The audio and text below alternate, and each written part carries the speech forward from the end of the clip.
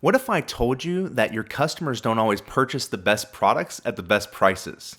In fact, 9 times out of 10, suppliers are chosen based on how well they communicate the value they offer. On this episode of The Takeover, I'll discuss ways in which distributors and suppliers can grow their sales through the power of crystal clear storytelling.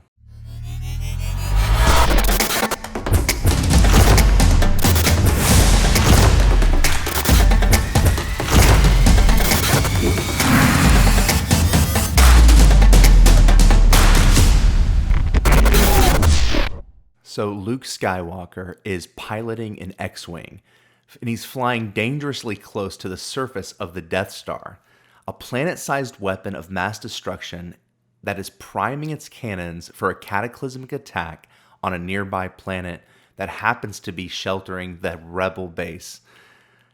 Literally, the fate of the galaxy is at stake. Tailing closely behind Luke is a trio of Imperial TIE fighters led by none other than Darth Vader. R2-D2 is shot, and Luke only has one chance to take down the Death Star before millions of innocent lives are destroyed.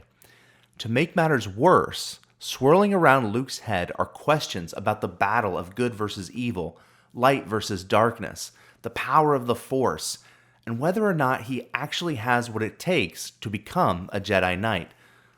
With a reassuring voice from Obi-Wan Kenobi, Luke steadies his breathing, trusts the Force, and fires his torpedoes. Luke hits the target, disabling the Death Star, defeating the villain, and proving to himself and his friends that he does indeed have what it takes. Now, the reason why this moment in cinematic history is so powerful is because it satisfies a deep-rooted human desire to see the hero win. The hero's journey is the storytelling template of a broad category of tales and lore that involves a hero who goes on an adventure and, in a decisive crisis, wins a victory and then comes home changed or transformed. You can think about Frodo in The Ring, or Neo in The Matrix, or even Jesus in the Bible. Every story that captures our attention and our hearts follows the same template. Now, you could say that it is the very DNA of storytelling. And in its simplest form, the hero journey can be described as follows. We have a hero who has a problem, and he meets a guide. And the guide offers the hero a plan and calls them to action, which either will result in tragedy or success. Well, in business, you are not the hero, but the guide. Your customer is the hero, and it's your job to meet them where they're at in their journey, provide them with a plan, and call them to action. So get ready to learn 3 ways that we can use storytelling in your industrial supply business. But first, I want you guys to watch this video, which further explains the story and your role in it. Meet John. John is a safety manager in a manufacturing facility. John works hard to do his best every day. Once he solves one problem, another one appears. He's tired, overworked, overstressed, and frustrated. John's main job is to keep his workplace safe. On any given day, John spots danger at every turn. No matter how hard he tries, danger is always one step ahead. He knows he needs to find a better way and stop danger in its tracks or suffer the consequences. John heads to his office, shuts the door, and takes a deep breath. He knows he needs help, but who can he turn to? Hey there, John. I see you've been struggling for far too long. Let me help you. For every problem, there's a solution. Follow me, I'll show you the way. The guide challenges John to act. Will John take the sage advice he is offered, or is he destined to be stressed out forever? What will John choose?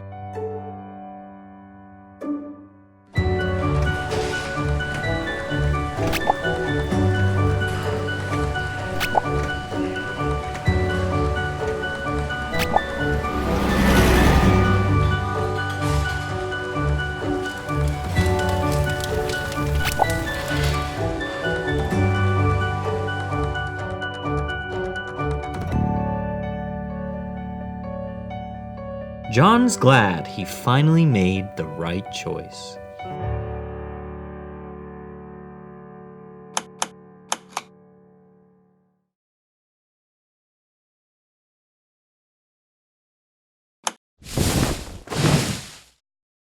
So, the first way that we can grow our business using storytelling is to unify our team with a compelling mission statement. Sadly, many organizations I've visited over the years are unclear about why they exist and how they help their customers. This is as common in a small 5-person local distributor as it is in a $100 million supplier. It's not that the leadership is unsure about why they exist and how they do what they do. It's a failure to clearly communicate the mission and vision to their team. Now, before we crank out the next marketing campaign or slap a new slogan on the delivery truck, let's make sure that everyone on our payroll can articulate the mission and vision of our company, so they in turn can demonstrate and communicate that mission and vision to your customers. Now, a great mission statement will do 3 things in as few words as possible. First, it will introduce the conflict. Now, ask yourself this question. Have you ever read a story or watched a movie that did not center around conflict of some sort, whether it was a villain, a bad guy, or an internal struggle? Every good, compelling story has conflict at the center of the plot. Secondly, it will define a destination. What does success look like for your customers? And how do you plan on helping them get there?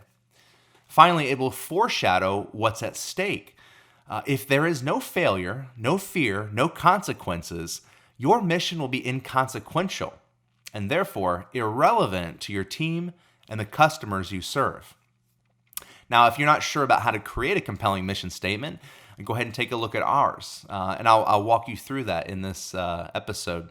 Feel free to use this as a template that you can follow to create your own mission statement. Don't fill it with a bunch of flowery mumbo jumbo about profit and fiscal responsibility, yada, yada, yada. That only sounds good to your stakeholders. You want to keep it simple and straight to the point so that anyone can easily memorize it. So I'm going to share ours with you to give you an idea of what a good mission statement looks like. So here it goes. At SpinStack, we know independent distributors and suppliers struggle to compete against national brands. We've created software strategies and services that utilize personalized catalogs to grow their business and build a legacy that stands the test of time. So you can see it's short, it's to the point, it's memorable, it has conflict, it defines where we want to take our customers, and it foreshadows what's at stake. So let me walk you through this. I'll break down our mission statement in just 3 steps. So step 1 is to introduce the conflict. So when I say at SpinStack, we know independent distributors and suppliers struggle to compete against national brands. In other words, our heroes are independent distributors and suppliers, and they struggle. Okay, hear that word struggle. This is both internal, external, and even philosophically, they struggle against the big national brands, the big box of the world, the national distributors and international suppliers. That's their villain, and that's who they're fighting against. So, but it's more than just a villain, right? It's more than just your competition. You have your own internal struggles. Maybe you're afraid of change. Maybe you're resisting change. Maybe you're resisting technology. Maybe you have external forces at work. Maybe the economy is impacting you. Maybe there's tariffs that are impacting your profitability. Everyone has internal, external, and philosophical problems that we're trying to overcome, and that really it needs to be communicated to you by you to your customers. And so that's what we're doing here in the first part of the mission statement, is introducing the conflict. Step 2 is to define the destination. So what we wrote is we've created software, strategies, and services that utilize personalized catalogs to grow their business. Okay, so independent distributors and suppliers struggle to compete because they often lack the resources and staff necessary to build and manage catalogs and technology, which ultimately could help them grow their business. Now, our vision is to give them access to the right tools and the team necessary to help them at a price that they can afford. And so that's what we're trying to do. We're communicating what we can do to help them get to where they want to be. And that's really the plan in that hero's journey. Step 3 is to foreshadow the stakes. Now, what is at stake here? Well, there's a lot. I end the statement with this line: and build a legacy that stands the test of time. This line is unapologetically foreshadowing the opposite of a legacy that stands the test of time, right? So when I say build a legacy that stands the test of time, a lot of distributors, a lot of people think, what if I don't? What if I don't build a legacy that stands the test of time? So, that could mean that they're either acquired, they have to sell their business, or maybe even they have to dissolve the business because of lack of profitability and debt. Now, depending on the ownership, either scenario could be viewed as a failure or a tragedy that we are seeking to avoid. And so we exist to help distributors and independent suppliers avoid that. So spend time to clarify your mission statement so that your team has a unifying foundation. Many organizations do find it helpful to hire an outside consultant to help capture this mission statement and ultimately to put it into action. I can do that. I actually do that as a service. If you are interested in a 2-day workshop that helps you clarify your message, you can schedule one of those at spinstack.com, and I'll be happy to jump on a phone call and discuss that with you. Okay, so second thing you can do to grow your business through the use of storytelling is to clarify your message online so that your customers will listen. Now, arguably the most important marketing tool that you own is your website. And this is often the first impression that your prospects have on your brand. And for many, it could be the last. If a prospect visits your website and they cannot understand what you offer, why they need it, and how to do business with you in less than 5 seconds, they are gone, okay? We have a very short attention span, and you know that's true in person, but when we're online, it's even shorter. Over the years, I've seen more distributor websites than I can possibly count, and I have to tell you that only a handful are memorable. The rest, they just kind of blend into each other. The design is often so cluttered and confusing. I don't know where to go. I don't know what action to take. So go ahead and take a look at your website right now. Go ahead, stop the podcast, push pause on the video, and take a look at your site. Now, if it lacks compelling copy, a marketing one-liner, or a clear call to action, or an easy-to-follow plan outlining how to do business with you, then chances are you are missing out on valuable leads. People are looking to do business with you, but if they can't figure out how to do it, they're going to bounce to the next option. E-commerce is important, to be sure, and I preach about that all the time, but I would argue that having a good design with storytelling copy and a clear message is what will ultimately help you win new business. If your customers were looking for Amazon, they would be at Amazon, okay, not browsing your website. The reason why they're even considering you is not because you have every SKU, it's because you understand their world and can serve, supply, and solve the problems that Amazon simply cannot. And that's good news, but we have to take advantage of that. Focus on telling that story, and remember that you're not the hero. Do you think your customers care that you've been in business since 1938? I'm sorry to break this to you, but they're not interested in your history. They're not interested in your values or your accolades or awards that you've won. It's just not a bad thing to have that information on your website. Don't get me wrong. In fact, it can be a great tool for attracting the right kind of talent. But your customer is focused on their story. Your customer is focused on their problems. And ultimately, they're wondering if you can help them. All right, so number 3, and finally, what can we do? Well, how can we grow the business through storytelling? Number 3 is to unify sales and service teams with a brand script. So, in 16 years of marketing, one of the most eye-opening moments for me have been opportunities that I've had to spend time on the road with outside or regional sales reps. I have a little bit of salesman in me. Of course, my dad was a great salesperson, and I do a lot of sales for my own agency here. I enjoy the concept of sales almost as much as I enjoy creativity. So it was always fun for me as a marketer, as a designer and a creator, to go out on the road to see firsthand how our marketing collateral, like the flyers and catalogs and samples and everything, how they were being used to communicate our company's value proposition to the customer. Now, I've seen the good and I've seen the bad and everything in between. In our industry in particular, I don't know what it is, but sales reps are notorious for being rogue lone wolves. These guys kind of do their own thing, and convincing them to follow a process is challenging, to say the least. So, rather than trying to get everyone to do sales the same way and follow the same process, I suggest that you focus on getting everyone to just start using the same script, a brand script. Now, a brand script is a story that follows the hero's journey template and succinctly communicates your company's mission, vision, and value proposition.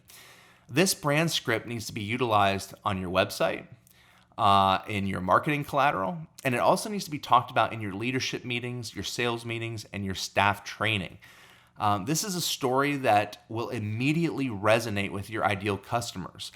The light bulb will go off and you'll earn credibility, and most importantly, you'll have the attention of your buyers.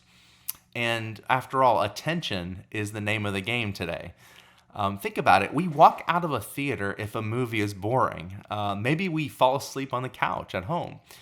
We stop reading that novel that doesn't connect with our souls. And I would argue that life is simply too short for unclear value propositions and bad movies. So let's do our best to tell a story that your customer will remember and your team will remember. So, that's really my thoughts on today's episode. I do appreciate you tuning in. One of the things I would like to just say at the end here is that, while we don't go into this in detail, we do talk about story brand. And I got that whole concept from this book, Building a Story Brand by Donald Miller. And I just want to recommend this. I don't do this often, but I do have a few books that have been game changers for me and for helping clients to kind of break through to the next level and get the most out of their industry and their business. So Building a Story Brand is fantastic. It walks you through this whole concept of storytelling in much more detail than I've been able to do. I kind of gave you the Cliff Notes version. But definitely want to check this book out and use it as a guide to help build your marketing communications for this next year.